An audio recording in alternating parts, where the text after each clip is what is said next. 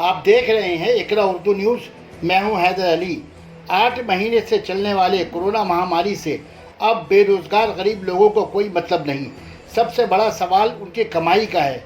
वो किस तरह अपनी रोजी रोटी कमा सके, यही सबसे बड़ा सवाल है, जिसके सबब त्यौहार के मौके पर बाज़ारों में लोगों की भीड़ नज़र आ रही है। कल हिंदुस्तानी भाइयों का छठ पूजा त्यौहार है।